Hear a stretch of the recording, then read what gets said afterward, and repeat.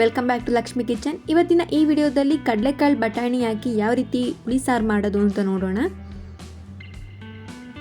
ಮೊದಲನೇದಾಗಿ ಒಂದು ಕುಕ್ಕರ್ಗೆ ಒಂದು 2 ಗಂಟೆಗಳ ಕಾಲ ನೆನೆಸಿಟ್ಕೊಂಡಿರುವಂಥ ಬಟಾಣಿ ಮತ್ತು ಕಡಲೆಕಾಳನ್ನ ತೊಗೊಂಡಿದ್ದೀನಿ. ಇವೆರಡೂ ಕಾಳನ್ನ ಇವಾಗ ನಾನು ಕುಕ್ಕರ್ನಲ್ಲಿ ಬೇಯಿಸ್ಕೊತಾ ಇದ್ದೀನಿ.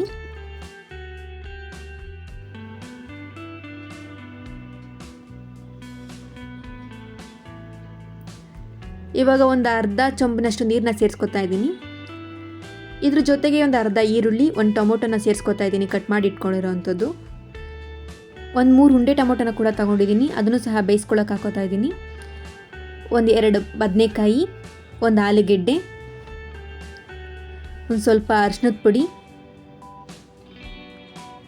1 ಟೇಬಲ್ ಸ್ಪೂನ್ ಆಗೋಷ್ಟು ಪುಡಿ ಉಪ್ಪನ್ನ ಸೇರಿಸ್ಕೊತಾ ಇದ್ದೀನಿ. ಇದಿಷ್ಟು ಹಾಕಿ ಒಂದು 2 ವಿಜಿಲ್ ಬರೋವರೆಗೂ ಕೂಗಿಸ್ಕೋಬೇಕಾಗತ್ತೆ. ಇವಾಗ ಕಡಲೆಕಾಳು ಮತ್ತು ಬಟಾಣಿ ಬೆಂದಿದೆ.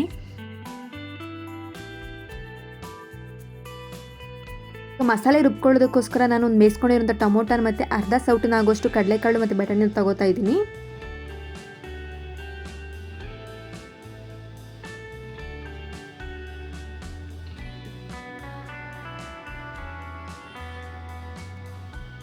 ನೋಡ್ತಾ ಇದ್ದೀರಲ್ಲ ಯಾವ ರೀತಿಯ ಕಡಲೆಕಾಳು ಬೆಂದಿದೆ ಅಂತ.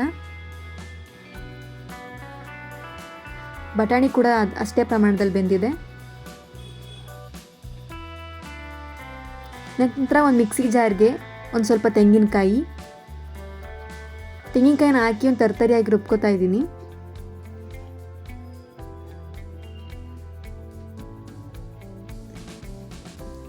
ನಂತರ ಇದಕ್ಕೆ ಬೇಯಿಸಿಟ್ಕೊಂಡಿರೋ ಟೊಮೊಟೊ ಮತ್ತು ಕಾಳನ್ನ ಸೇರಿಸ್ಕೊತಾ ಇದ್ದೀನಿ.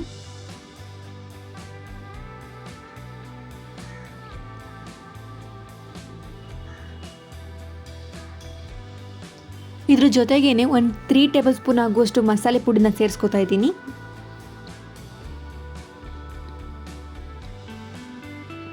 ಒಂದು ಸ್ವಲ್ಪ ನೀರನ್ನ ಹಾಕಿ ನುಣ್ಣಗೆ ರುಬ್ಕೋತಾ ಇದ್ದೀನಿ. ಇವಾಗ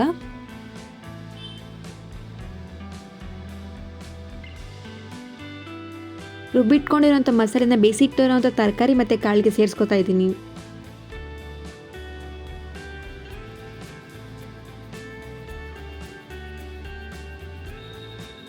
ಒಂದ್ಸರಿ ಮಸಾಲೆ ಚೆನ್ನಾಗಿ ತಿರುಗಿಸ್ಕೊಳ್ಳಿ.